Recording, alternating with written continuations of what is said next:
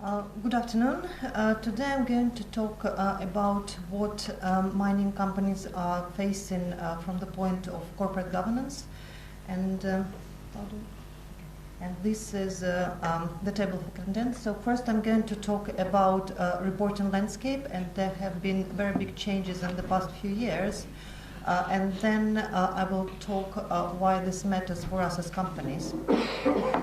So if you have a look, if you go back in time and go to 2016, there was a big manifesto speech by Theresa May, and among other things talking about delivering orderly Brexit, which didn't quite work out. She was talking also about what companies should be looking at, among other things, and she was saying the following.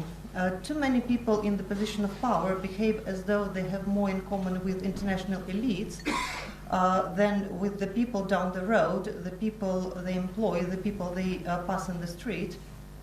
Another point was, so if you are a boss who earns a fortune but doesn't look after your staff, I'm putting you on warning. This can't go on anymore. Later this year, we will publish our plans to have not just consumers represented on the company boards, but workers as well.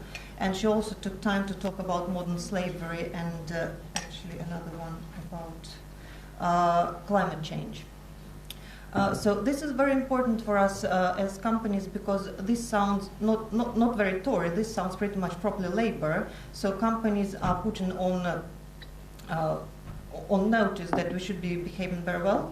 So as a result of the speech, the whole whirlpool of legislation and various regulations came our end. And sorry, there is a bit of a problem with the slides with all these dots. So basically, this is what we are looking at the moment at. The main bit of legislation is UK Governance Code.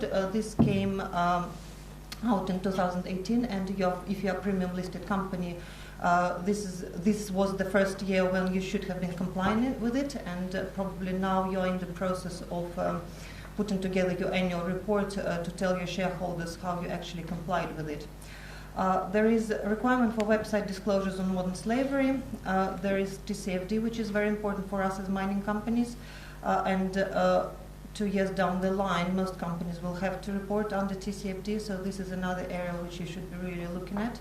FRC issued the guidance on strategic reporting. This is a very heavy document. It's a 100-page document. So again, if you didn't have a look at that, that's well worth looking for the purpose of reporting. And secondary legislation came about disclosing stakeholder engagement and disclosing pay ratios for the CEOs comparing to the average workforce. And there were also various guidances, including non-financial reporting regulation, which is very important because this is the first time when companies should be looking more into non-financial performance indicators. And this is something quite new for us, again, as mining companies, because we are very much concentrating on our cash costs, on our dividend yields, on this kind of thing. So now the government wants companies to think much more about actually how we behave as corporate citizens and how we report in our annual reports about that. I'm not going to read through this slide, but this is basically the Bible of corporate governance. So again, if you are a listed, premium listed company, this is something well worth looking at. If you are AIM listed, you still need from this year to report how you are doing your corporate governance. So this is quite a good thing to look at that as well. If you are not listed in London, again, this is not a very long document. It's only 20 pages, and this gives best practice. So even if you are listed on the Moscow Stock Exchange, this is well worth to look as a very short guidance how best to behave to be, again, a very good corporate citizen. If you are listed in, if you are incorporated in the UK, this is section 172, and this came back in 2006, and this is, if you are incorporated in the UK, you must be compliant with that. If you are a premium listed company, you have to be compliant with that just because it is incorporated into the governance code. And there is a very interesting thing. So in the middle of it is the duty to promote the success of the company. And how it goes is, first of all, it talks about long-termism, which makes sense. Then it talks about employees. Then it talks about suppliers, customers, other business relationships, environment, community, reputation, and only at the very end it comes to investor groups. So basically the focus is moved all the way from delivering value to the shareholders to actually taking into consideration all your stakeholders, including mostly employees. Another interesting thing is it's the UK. What happens in the USA, and this is what is happening there. The biggest companies in the USA signed, every few years they sign the purpose of a corporation, and this year there were 181, and this includes all blue chips in the US. So what they committed to, delivering value to our customers, investing into our employees, dealing fairly and ethically with our suppliers, supporting the communities in which we work, generating long-term value for shareholders. So that's pretty much the same pattern that is happening in the UK. Shareholders are put last in the pecking order, and again, companies are trying to do their best to deliver more value rather than earning money for the shareholders. And what is extraordinary about this particular statement is that since 1978, this is the first time when shareholders actually came to the very bottom of the list. So why we as companies should pay attention? First of all, obviously our shareholders, and they pay attention. The biggest problem is obviously remuneration, because everyone is very interested how companies are paying their top executives. So you can get into trouble with your shareholders if your performance is not reflected in your pay.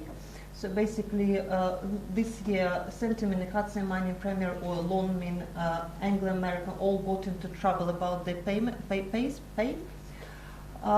Some got it completely voted down, like Lonmin. They probably don't care as much, but still this is something which is well worth noting.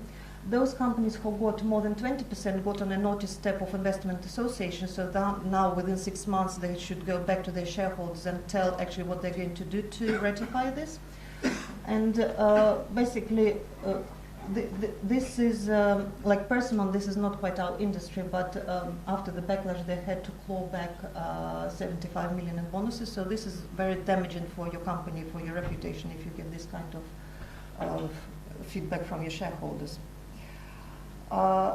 It matters for you, for your employees, and there is a bit of a scary word of millennials, so they're somewhere around.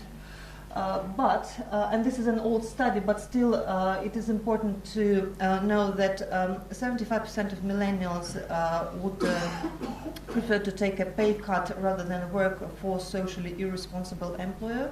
And we as a mining company, we already struggle to attract the best people in the industry because the image is not so great. So we should be probably trying even harder than many other companies to be better citizens. 76% of millennials will consider a company's social and environmental commitments before deciding where to work. And 64% of millennials won't take a job if a potential employer doesn't have strong corporate responsibility practices. And it probably doesn't matter as much, but in 2025, 75% of your employees will be millennials, so they will be looking very thoroughly which companies they want to be working for, and obviously we want to attract the best people in our industry. An interesting case study, what happens if you don't listen to your employees, and again this is not our industry, but this is a very, very striking example of what can go wrong if the company is not listening to the people who are working for. So we all know that British Airways, they've been making a lot of cuts, people are not happy, customers are not happy, this is reflected in their ratings of their clients. But what is important is that this year was the first year when we actually ran a survey among their employees, and their employees are not happy about what company is doing. So 56% of employees are proud to be working for BA, which is probably not so bad, half your employees, it's fine. Only 4% are optimistic working for BA. 36% felt that British Airways was making the right changes for its customers, and only 70% thought that their opinion is actually listened to. And this resulted, as you all know, in them losing 134 million this year due to the strike of the pilots, which is first time in 100 years when the people were striking. And they was doing all the right thing, what like a traditional employer will be doing. They were increasing salaries for their employees, but actually if you have a look what the people who were striking were saying, they are telling very, very different stories. So it's not really about money, it's about respect. We're effectively being lied to. The stress is very high. Day-to-day cost cutting is not going very well. So basically employees are saying, guys, we don't quite like what you're doing to BA. This is our company, we are working for it, but you're not listening to us, so we're going on strike and you're losing money along the way.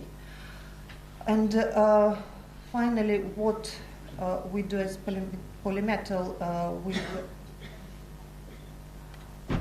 there is some green money out there, and with the new green financing initiative published by the British government, there is an expectation that 20% of financing in the next few years will be coming from green money. So in Polymetal, because we take a lot of effort, we're participating in ratings, but it's not only that we're participating in the ratings, but we are scoring very high in the ratings. So basically we managed to, we started in 2017, we worked with the European Bank of Development for Construction and Development and bought 150 million financing for Kizil, and there were favorable terms negotiated on the basis of our environmental and social efforts. Bank, we're getting very low rate with them because we are scoring quite high on Sustainalytics ratings, and as long as we're staying that high, we're getting a low rate. And finally, the most recent one was the Société Générale Sustainability Linked Loan, which is linked to ESG KPIs. So there is some money out there, and for the companies who are doing well, you can actually benefit from this.